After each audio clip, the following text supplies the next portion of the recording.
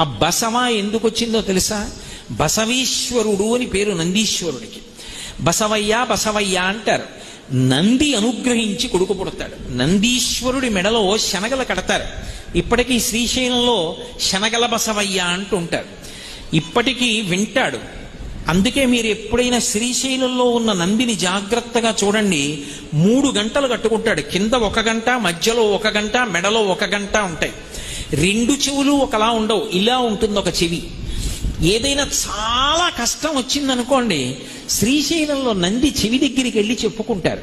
ఆయన వింటాడు బాగా. శ్రీచక్రం విని, స్వామి నా కోరిక తీర్చిన తరువాత నువ్వు వెంటనే ఇవి తినమని శనగలు మూట కట్టి ఆయన మెడలో కడతారు. అలా కట్టగా కట్టగా కట్టగా కట్టగా ఇప్పుడు ఆయనకి పేరు ఏమని వచ్చిందంటే శనగల బసవన్న అని. నందీశ్వరుడు కాలజ్ఞానంతో ఉంటాడు. పరమశివ స్వరూపం కదా, మీకు ముందే చెప్పే కదా, కాలంబు గతి అని. అందుకే యుగాంతం ఎప్పుడైపోతుంది అన్నది మొట్టమొదట ఎవరికి తెలుస్తుంది అంటే నందీశ్వరుడికి తెలుస్తుంది. యుగాంతం అయిపోయే సమయం వచ్చేసింది అని గుర్తేమిటంటే, శ్రీశైలంలో ఉన్నటువంటి నందీశ్వరుడు పైకి లేచి మోరలెత్తి పెద్దగా అరుస్తాడు.